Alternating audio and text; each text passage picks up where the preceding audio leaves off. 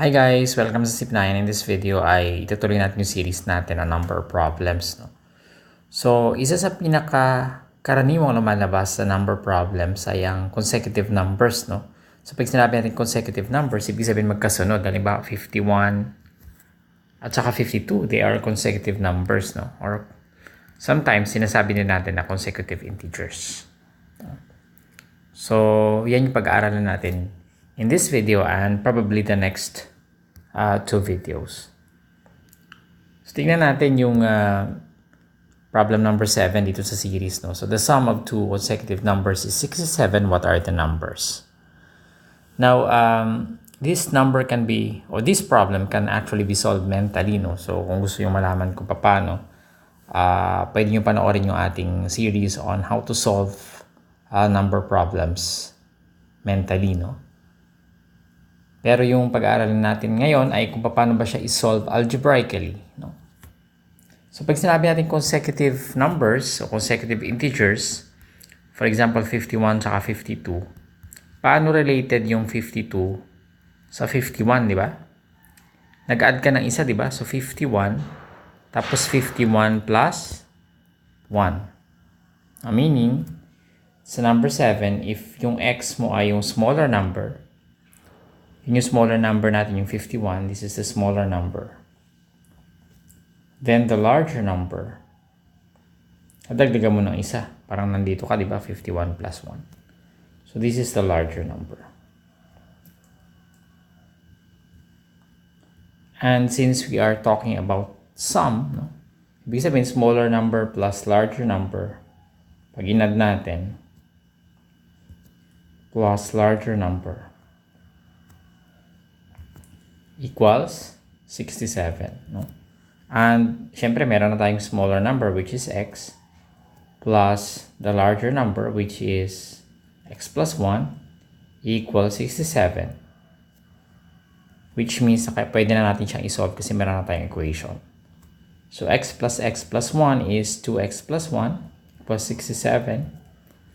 Subtract tayo ng 1 from both sides para mawala tong 1 dito. 2x plus 1 minus 1 equals 67 minus 1. 2x na lang matitira kasi 1 minus 1 is 0. 67 minus 1 is 66. At para makuha natin yung x, we divide both sides by 2. So 2x equals 66.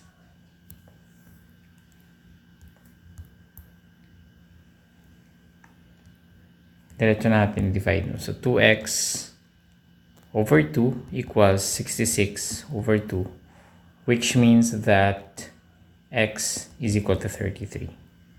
So 33 yung smaller number natin. This is 33. At yung larger number natin is syempre 33 plus 1, which is 34. So di ba pag inad natin yung 33 tsaka 34, 67, which is equal to this. So what are the two numbers? Meaning the two numbers are 33 and 34. Yung pinakasagot natin. For number 2, we have 3 consecutive numbers naman. So, pag 3 consecutive numbers, dun pala tayo sa unang example kanina. 51, 52, tsaka 53.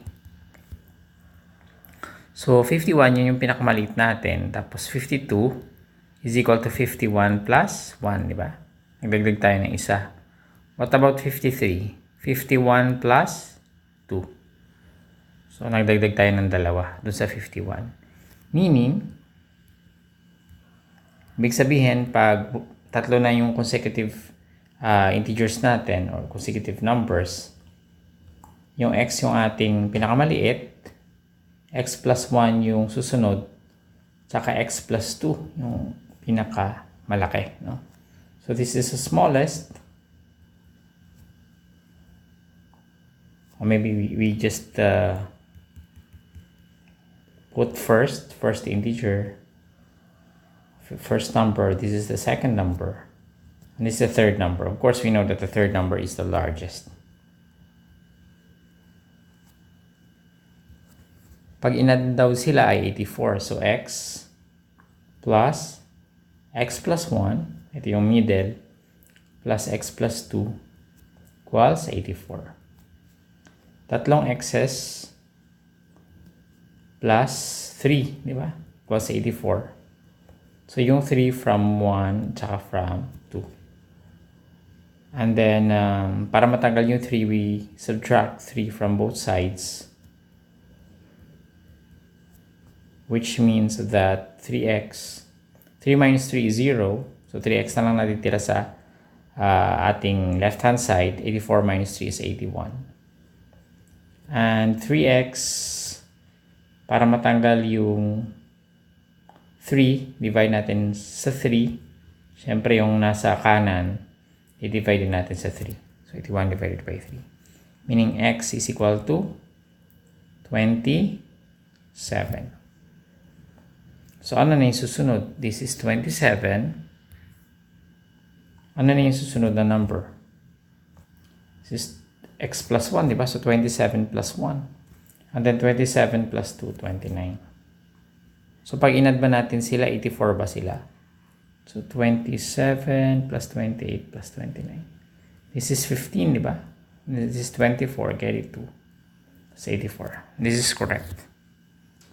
Correct yung ating sagot. So, the correct answers are 27, 28, at saka 29. Okay? So, sana may natutunan kayo dito sa ating tutorial. Siguro we will have more examples on consecutive numbers in the next video. See you in the next tutorial.